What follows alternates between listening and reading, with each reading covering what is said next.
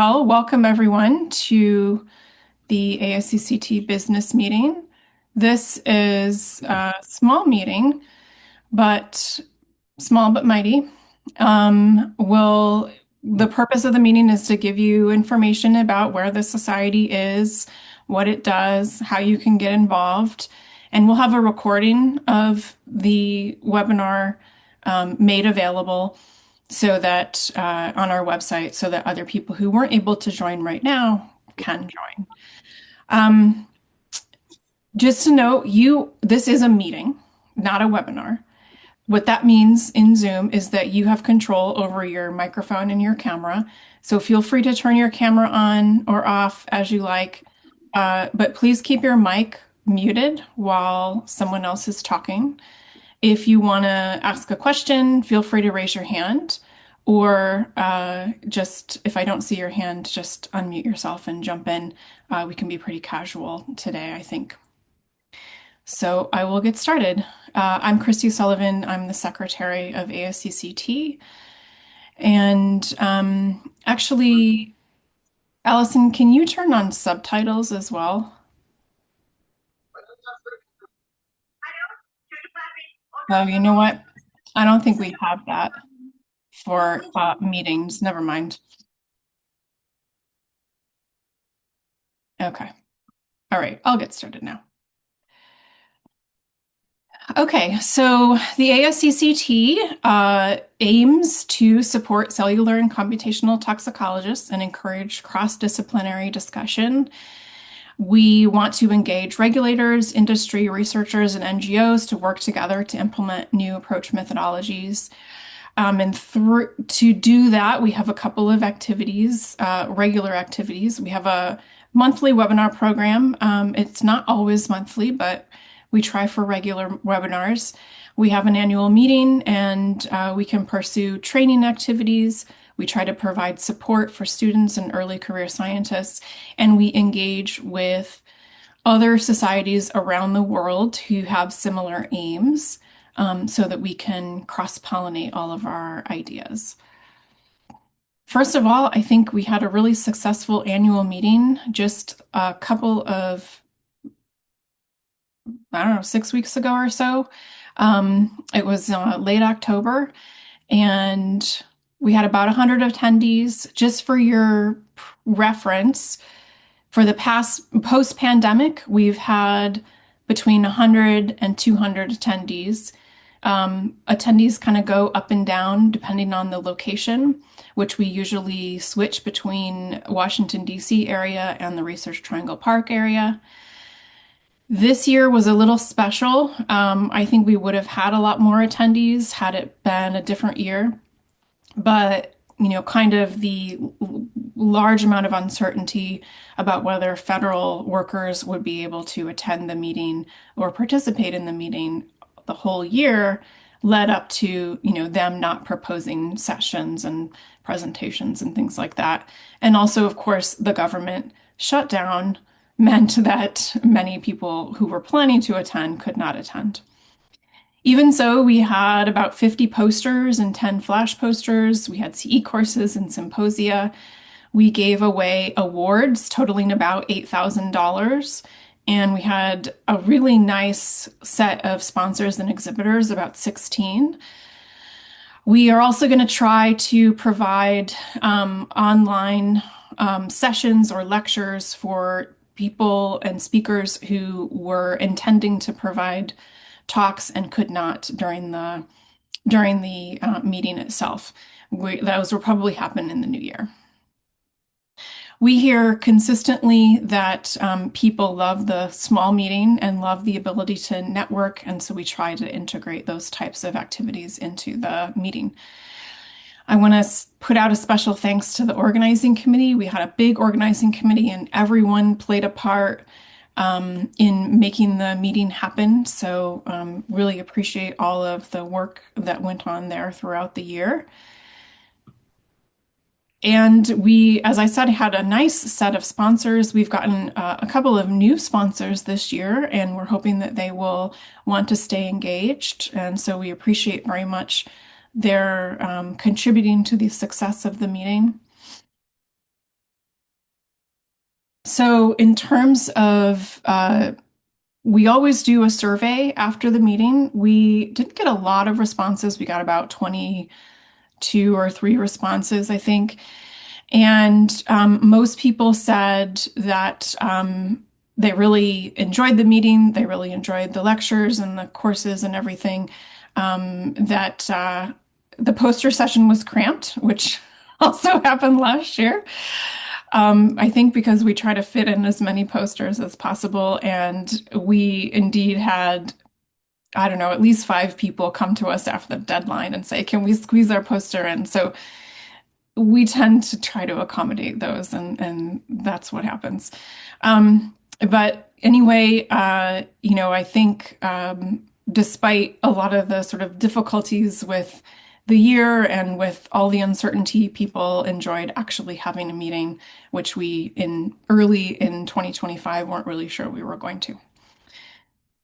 We are going to be planning for the next meeting starting in January. If you want to be part of the organizing committee, let us know by the end of the day on Friday. What the organizing committee does, if you haven't been involved already, is we plan the program, we review symposia that are proposed, abstracts that are submitted at different stages, oral and poster, judge awards, provide advice on scheduling, on location, logistics, networking, and recruit sponsors and recruit student attendees. Meetings are usually once every few weeks, 2 to 3 weeks throughout the year. Other potential future activities that you could get involved in include regular webinars. You are always welcome to, even right now, add your ideas in the chat for speakers or topics that you think would make a great ASCCT webinar, or you can email that to us later. We would love suggestions for other meetings like the ERA 21 summer school meeting, any QSAR meetings, maybe the EPA NAMS workshop where we could provide travel support for people who would like to go but need travel support to do that. And we're also open to any suggestions for engagement with other entities, other societies, other professional organizations. One that has been suggested to us is CHIPA, the Consumer Healthcare Products Association, which is very engaged with FDA, and they also have an annual meeting, I believe, in the spring, I want to say. But we could consider how we could do some sort of joint activity with them. There's also going to be a Latin American conference, Calama, in July of next year, which we could consider supporting in some way.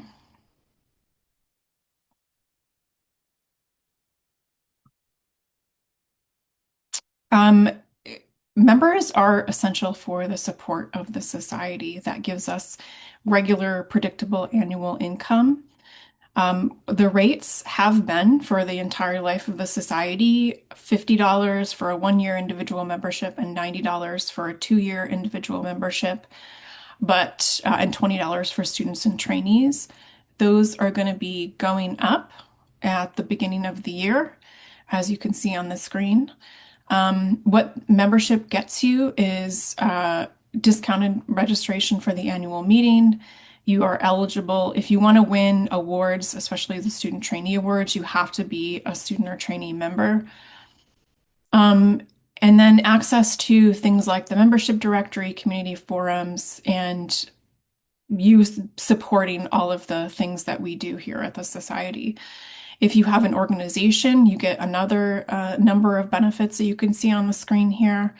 One of which is that we also post events from not only ASCCT, like our webinars and meeting, but also partner events. So if you're an organizational member, we can put your partner events on our website. Just want to show a little appreciation here for all of our organizations that have supported us over the years. We had a set of founding organizations that you can see on the top of your screen that provided sort of the startup money to get the society going. And we also have currently annual organizational members that you can see on the screen: PCRM, IAVS, L'Oreal, Human Chemical Company, and our newest one, Underwriters Laboratory Research Institute's Chemical Insights.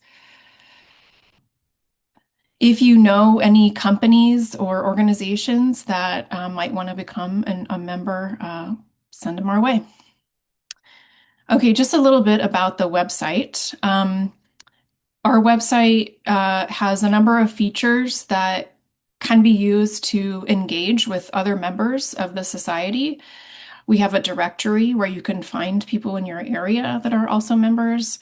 We have community forums, which are set up. They aren't used very much, but you could use them to post questions or papers that you just published or anything like that. There's also, of course, the webinar archive where you can see all of our past webinars, the calendar, and we also have a job board, and members get discounted postings. If you log on to the website, you're going to see this member screen, and that gives you an opportunity to edit your profile, look at the community forum, and search the member directory. And if you edit your profile, you can see that if you needed to renew your membership, it would be here and you could do that. But you can also edit your information, your contact information, your email address, your password, and you can also subscribe to the forums or unsubscribe to email lists.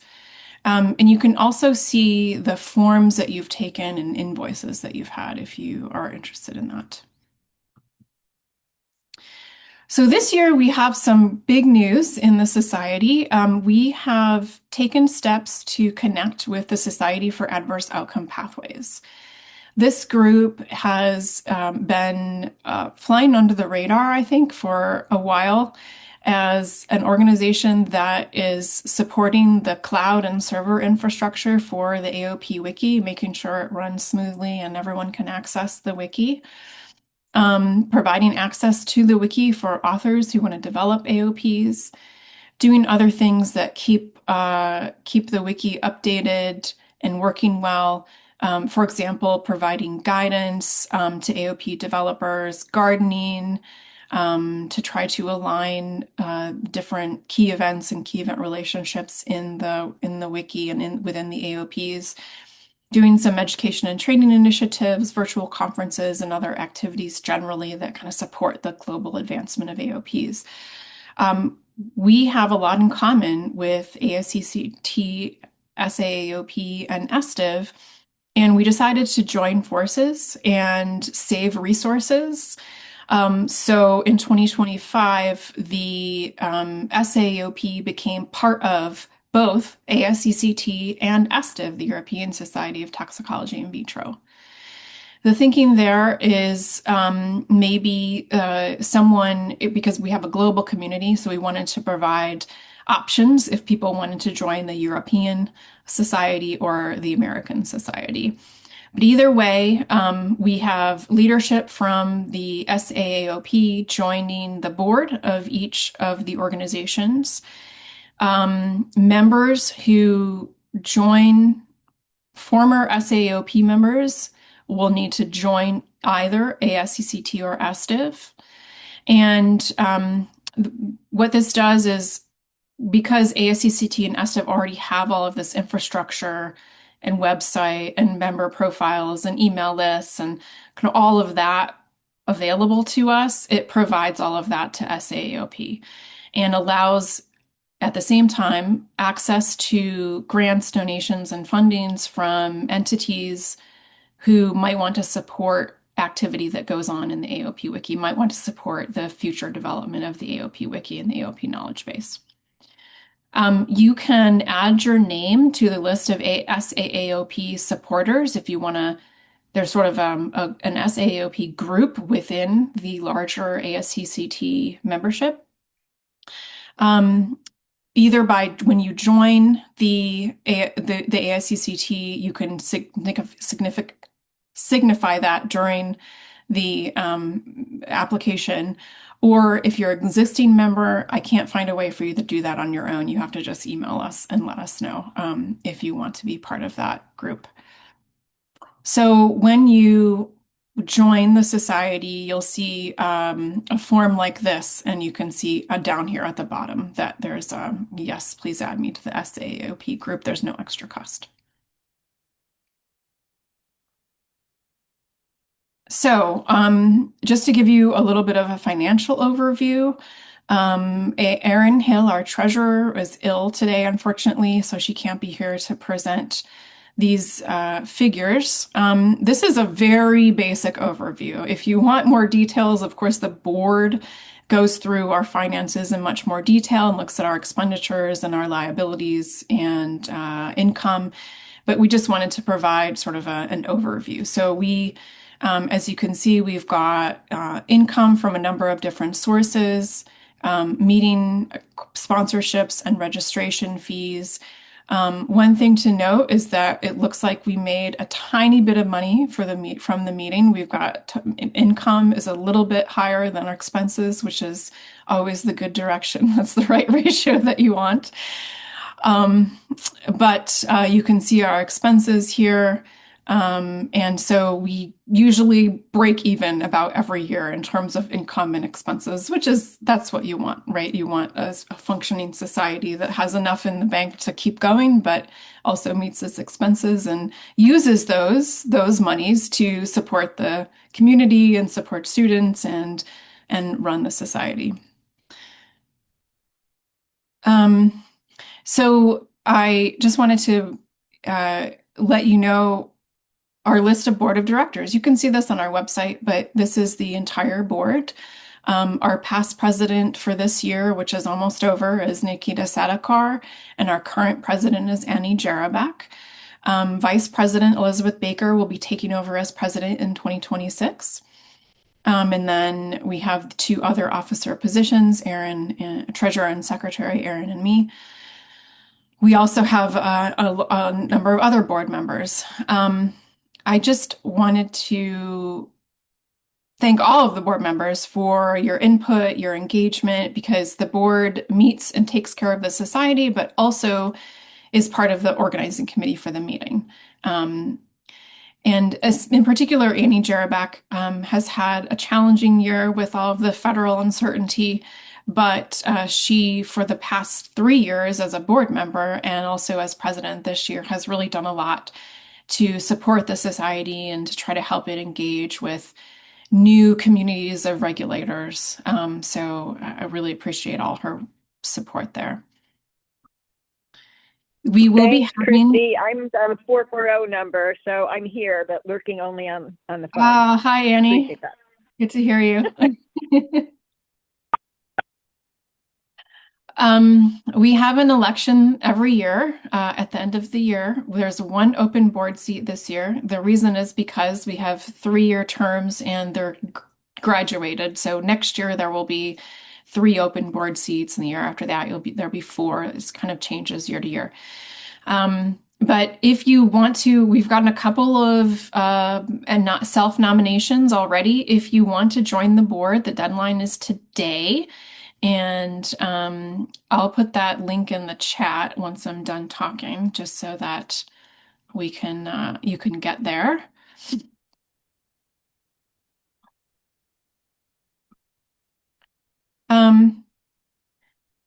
If you're interested in knowing what the board does, it's not too different than any other board. Essentially, we meet about once a year virtually, maybe more often if needed. And set the agenda for the society. We take care of the society, make sure that it has the resources that it needs, make sure that it's functioning well, that it's meeting legal requirements and responsibilities, and helps to reach out to the community and engage the community in participating and supporting the society. Once we have our deadline for self-nominations at the end of the day today, we'll put out a ballot, and that will be to all current members, and we'll have about a week and a half to 2 weeks of voting. And then after the board is set, then we'll have officer elections. There are lots of ways to get involved in the board with, or in the society without being part of the board. You could reach out to any of us to help organize events throughout the year. You could start a university or a local chapter if you want to get students, toxicology students, more engaged. You could work with the SAAOP on some AOP related events or trainings. Would really be helpful if you follow us on LinkedIn and share our content. And maybe even take on a larger role. Like if you really like LinkedIn, you could become a LinkedIn manager and help us post more content. You could help us engage and set up some activities that would help us get more members. You could help us with fundraising. Many of these things could be board activities. They could be just member volunteer activities. They don't have to have any particular role necessarily. We would love your help. We have over 4,000 people on our email list, and we have just over 200 members. So we'd really like to turn over some more of those people into paying members to support the society. And that's all I have. I really want to thank you for your attention and encourage you to get in touch if you have any questions or suggestions. And I think I will stop sharing and see if anyone has any questions or suggestions now.